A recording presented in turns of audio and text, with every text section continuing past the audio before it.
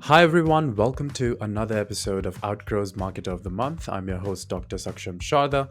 I'm the creative director at Outgrow.co, and for this month, we're going to interview Jay McBain, who is the chief analyst of channels, partnerships, and ecosystems at Canalys. Thanks for joining us, Jay. Well, thanks for having me. So, Jay, we're going to start with a rapid fire round just to break the ice. You get three passes. In case you don't want to answer the question, you can just say pass, but try to keep your answers to one word or one sentence only, okay? Sounds good. All right, so the first one. If you had to write a book tomorrow, what would you write about? Ecosystems. Uh, what would be the title of the book about you if your worst enemy wrote it? Wow. Um, Probably something about narcissism. What movie do you enjoy quoting the most?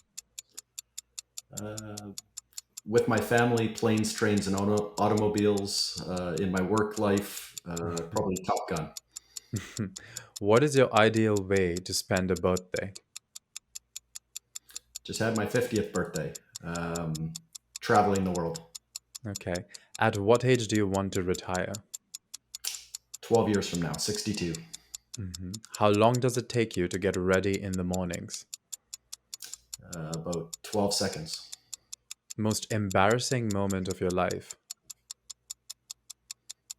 Uh, Work wise is when I shared information on my screen on an airplane. Uh, F- okay, we can take that. Favorite color? Baby blue. What time of day are you most inspired? Night. Late night. Fill in the blank. An upcoming marketing trend is blank. Marketing in, with, and through marketplaces. The city in which the best kiss of your life happened. Raleigh, North Carolina. Pick one, Mark Zuckerberg or Jack Dorsey. Pass. How do you relax? Motorcycle. How many cups of coffee do you drink per day? 2. A habit of yours that you hate. Procrastination. The most valuable skill you've learned in life. Begin with the end in mind. And the last question is your favorite Netflix show. Ever? Yeah. Or is that literally the name of the show? No.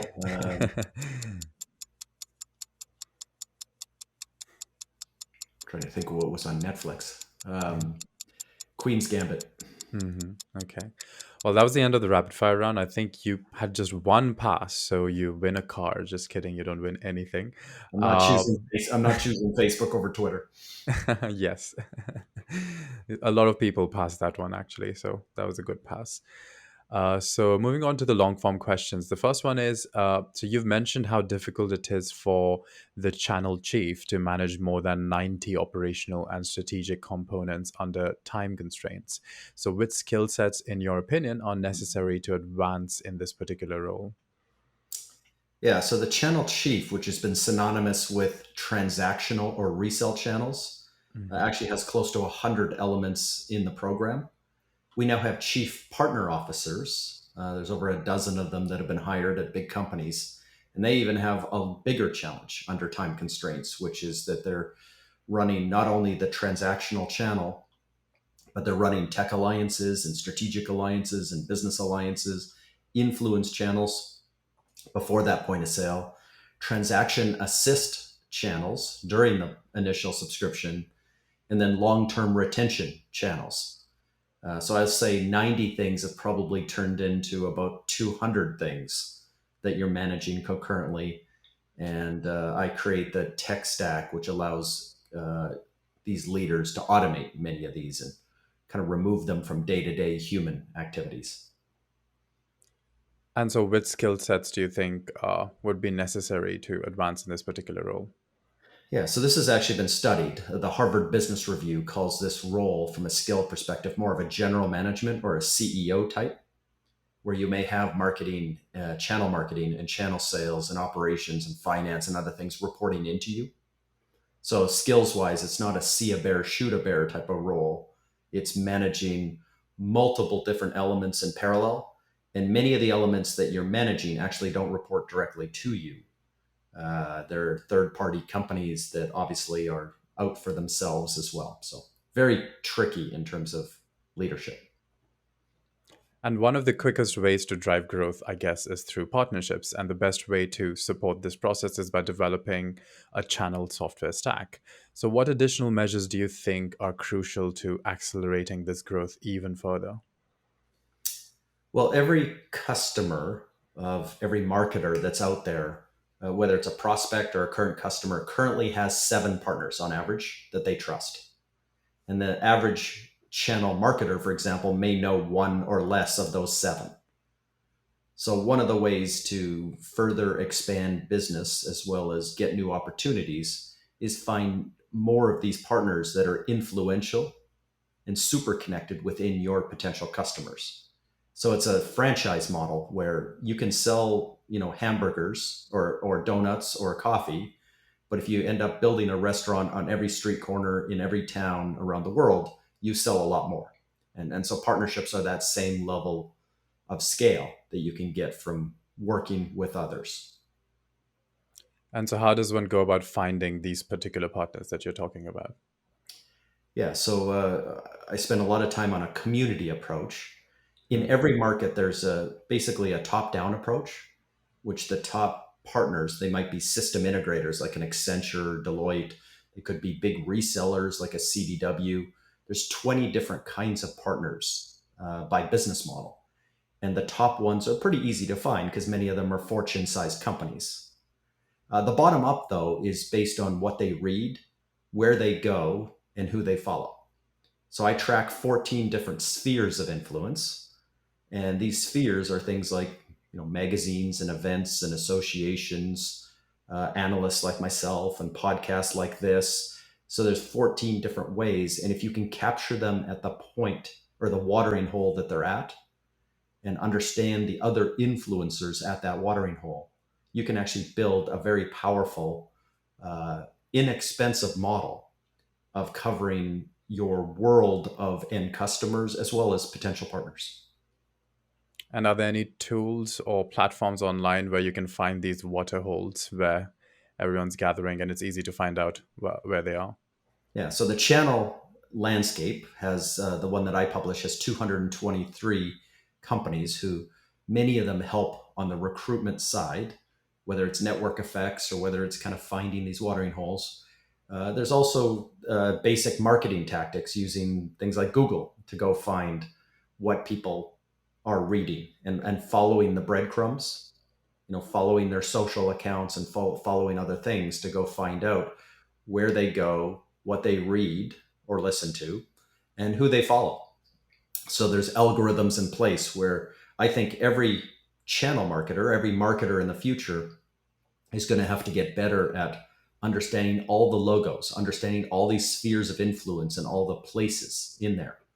If you're in the tech industry and you're recruiting channel partners, for example, there's 59 magazines, there's 142 social groups, there's 100 podcasts, there are 24 associations. So I could walk down all 14 spheres of influence. You could create a map for your company, for your type of buyer and the partners that wrap around them, those 7 partners.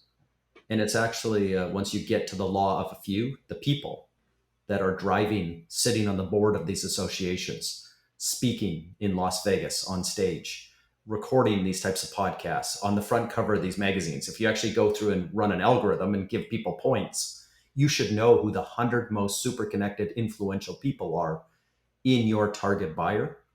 And just by definition, many of them are going to be partners and potential partners that sit around that. So, in the post-cookie world, this is what we're now facing. Your customer will go through 28 moments on average before making vendor selection. You have no way through MarTech or AdTech anymore to go buy that data. So now you have to become a partner leader, no matter where you are in marketing, to go figure out these 28 owners and to get closer to them and share data with them and attribute what they do and build in technology that can do this in an automated fashion. So, would you then say that collaborating with other members of your ecosystem is the only way to quickly introduce agile solutions to your target audience? What advice do you have for choosing the best partners to co market or co sell with? Well, it's not the only way. You can Hmm. go run a Super Bowl ad for $5 million. I mean, you can put on a radio ad, you can put up a billboard. I mean, there's all kinds of marketing tactics. The most successful ones, though, are again double clicking. If we want to talk about marketing before the point of vendor selection, there's 28 moments. And as a marketing team, direct marketing team, you're doing your best to collect maybe 3 or 4 of those moments. Hopefully they come to our website. Hopefully they read our ebook. Maybe they listen to our podcast. Maybe they talk to one of our salespeople. They request a demo. I mean, that would be fantastic.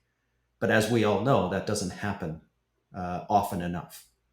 And if you looked at your entire market TAM, every single potential customer in the world, they have 7 partners that they trust on average, and they go through 28 moments before making vendor selection, either in your favor or more often, you lose a deal without ever knowing there was a deal. So the more of these people and places and things that you can connect to, and more of these 28 moments you can get in through from a partnership perspective, you're going to have more MQLs. You're going to have more chances to service a wider array of customers. And by the way, with technology, you want to do the data sharing at that point or at that moment, where even if that click doesn't come through you, you can get the agreement with that partner that you can see that click in real time. And what are your thoughts on the ultimate goal? So do you agree that subscriptions are only useful for low margin B2C? In order to implement a subscription business model successfully, what kind of significant value proposition must businesses make sure to offer to the customer? Yeah, so that thinking might have been around 5 years ago. Mm. But you can talk to trillion-dollar companies today, like Microsoft and AWS and Google, and soon-to-be trillion-dollar companies like Salesforce and ServiceNow and Workday and Marketo and NetSuite and HubSpot and others. Subscriptions are everything, and consumption models are becoming everything. You can talk to big Fortune-sized companies like Dell and Cisco and IBM and Lenovo and HP, who cover trillion-dollar plus. They've committed 100% of their revenue to subscription consumption models. So low margin, high margin, it's everywhere. Actually, Accenture did a piece of research where they asked CEOs in every sized company, every industry, all 27 industries, and every country of the world, and 76% of CEOs think their current business model will be unrecognizable in 5 years. Ecosystems were the number one reason why. But underneath that, subscription consumption models, usage and value based models. In the SaaS world, it's product led growth. And you've got direct to consumer making a big run because that directly connects to these subscription consumption models. And then obviously the growth of marketplaces, which grew more in 3 months during the pandemic than the last 10 years combined. 1/3 of the US economy is now marketplaces. So this is now going, 76% of companies are moving towards this subscription model. So it's not about margin, it's about moving for a valuation perspective and moving your clients, moving your partners, and moving everything into an as a service model. And can you think of any particular area where the subscription model is not the future or it's in decline? No. I mean, if you look at car companies from last week, the CEO of Ford is out obviously converting every car they have to electric. So are their 62 competitors. And guess what? After electric, you have self driving. After self driving, you have transportation as a service. Everything you buy, the companies behind it are thinking about those things as subscriptions. And if you talk value, your toothbrush manufacturer is trying to get you a new toothbrush for 99 cents a month for the rest of your life. Dollar Shave Club is trying to get you a shaver every month for the rest of your life. The fact of the matter is, up and down consumer through B2B to C through B2B, every company is thinking about this model. Carrier, who makes air conditioners, is thinking about cool air as a service. So instead of a $7,000 air conditioner and furnace and other types of things, wherever you happen to live, I am Canadian, so it used to be heat, not air conditioning. But now I'm in Florida, so it's all about air conditioning. The fact of the matter is, instead of $7,000 to replace the box and paying somebody in a white van, hundreds of dollars to come fix it each time, I'm going to start paying $49 a month for the rest of my life to keep my house at 72 degrees, no matter where I live in the world. And that's as a service. I don't own the stuff. I don't want to own the stuff. I don't want to know anything about it. The maintenance, the replacements, all the other stuff I want handled. And I don't ever want to think about cold or heat again in my house. That's as a service. Every industry is moving this direction. And how do you think this is going to be affected by the upcoming recession? Because the industry is currently experiencing its first fully challenging economic environment in more than a decade of exponential MarTech growth. So, what suggestions do you have for early stage MarTech businesses looking for a willing acquisitor or readjusting their business models to become more profitable? Yeah, we've had 14 years of very strong growth, and everything is cyclical. It has been for 100 years. So most people and most boards and private equity firms and venture capital firms have been holding on for kind of this moment, knowing that it was coming. You saw many companies in martech and ad tech overhire and over um, raise money, and now you're seeing some layoffs and you're seeing some repositioning. But the fact of the matter is, the business side of it is strong. Whenever there is a downturn, we're going through several macroeconomic problems, not just inflation and supply chain and wars in Europe. So when these things happen, companies tend to turn to automation, and they turn to efficiencies, and the tech industry, at least for the last 30 years, has led every other industry out of downturns, and that's going to happen here as well. But it's not traditional marketing. A lot of the tools that have fed the 9,932 companies in MarTech are going away. As Apple first moved, and Google is kind of halfway through the transition. Those two companies own 99% of mobile share, and they own 86% of desktop browsing share. So privacy and you as a product on the internet begins and ends with those two companies. When they fully enact cookies, now MarTech changes to more of a partnership element and working with others to attack those early 28 moments. In a subscription, it's only the first 30 days. The point of sale isn't everything anymore. It's only the first 30 days. Getting the customer to the dance, getting them on the dance floor, and then all the fun starts. And so how are you going to market to, through, and with to your customers through your partners to make sure that you're driving adoption, to make sure you're driving integrations and stickiness, upsell, cross-sell, enrichment, every 30 days forever? In these types of models, whether you're an air conditioning company, a car company, or a tech company, the industry, the Wall Street's going to ask you for 108% retention, meaning for every customer you lose, you're going to have to double up a current customer.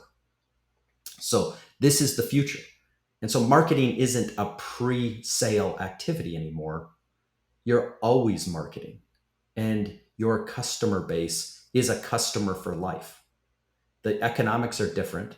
The phases are different. The cycles are different. The psychology is different. The behavior is different. The journey itself is completely different in a subscription consumption model. And it probably anchors around that point of sale, which will happen through a digital marketplace. And how would you say that the journey is, in what particular ways would you say that the journey is different for every customer? Well, the journey, I mean, obviously every customer takes a different route. The last time you bought a car, I can only guess at your 28 moments, but I probably guess that you watched some YouTube videos, you read a magazine, you probably talked to your neighbors, you went to social media. I can guess at the events you took that got you from 365 kinds of cars and 62 local dealerships of different brands and landed you at a certain place. I can guess pretty well where you went and how you got there. You configured the car, You colored it, you put the rims on it you wanted, you downloaded the invoice price, you downloaded the back end rebates. You were so smart entering that dealership. The same goes for every considered purchase.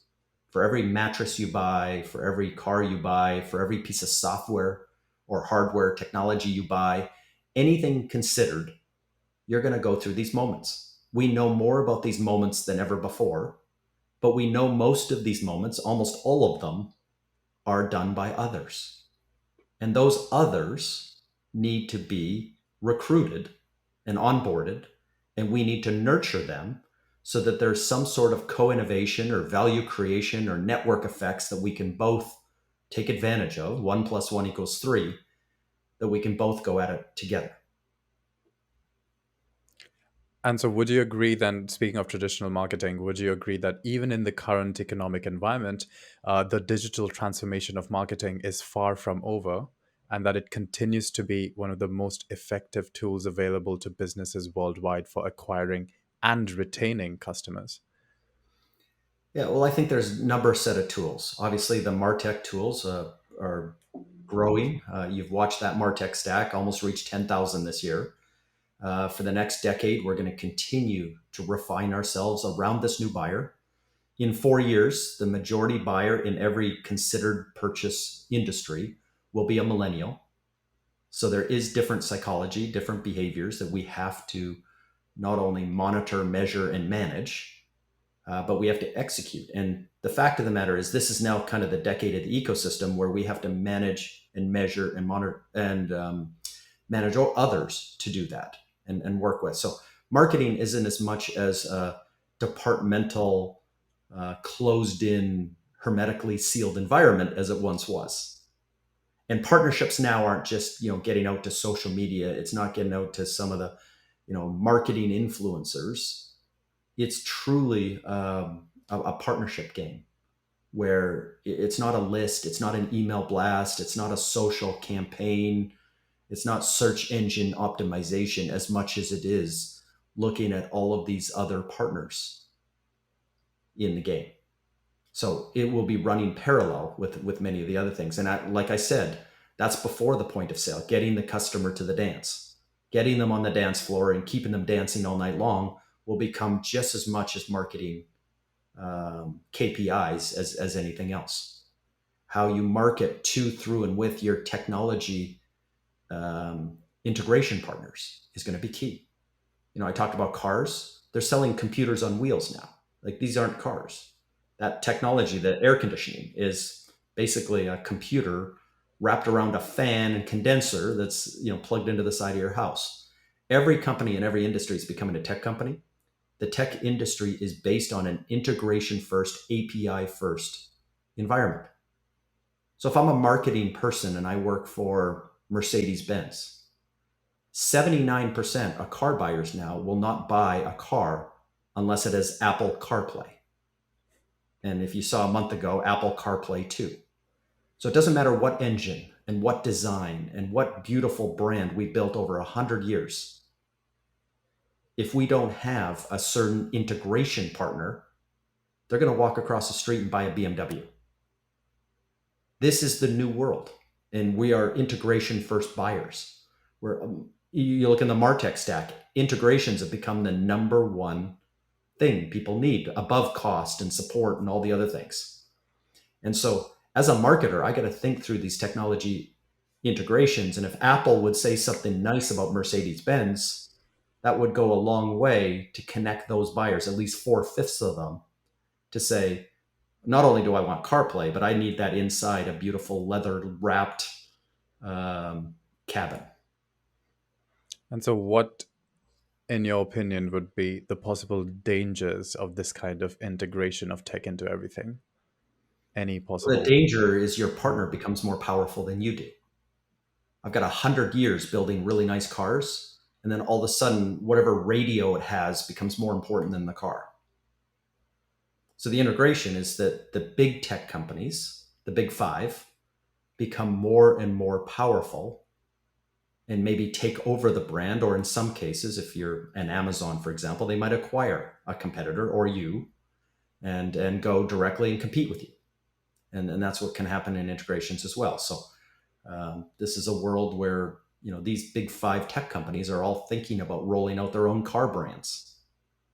So while it's your radio inside your Mercedes today, Mercedes may be facing off against a very popular and rich competitor, a few years from now.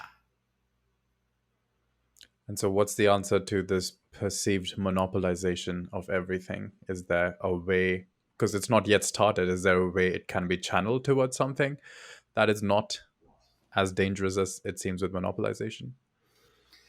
Well, I mean, the answer today is not to go in your own cocoon and convince customers that this isn't the right thing for 79% of you. The answer today is to be the best implementation of CarPlay.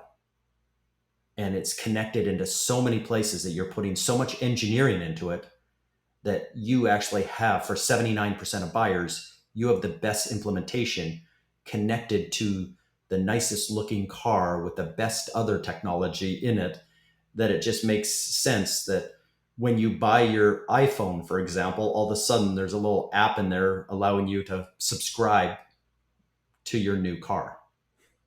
So, I mean, it is deeper integrations, and it's meeting that customer for where they want to buy and providing a frictionless environment to them.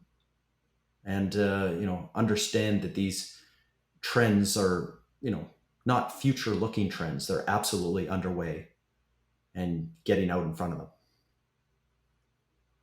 Okay, so I have one last question. It's more personal and it's for you, which is what would you be doing if not this in your life in general? If I wasn't doing this, I would probably be on a sailboat circumnavigating the earth, Oh, wow. Wait, what is circumnavigation? Just going around or spinning yeah. around the world. Yep. Okay, literally. Okay, well, thanks everyone for joining us for this month's episode of Outgrow's Market of the Month. That was Jay McBain, who is the Chief Analyst at Canalys. Thanks for joining us, Jay. Thanks for having me. Check out their website for more details, and we'll see you once again next month with another Marketer of the Month.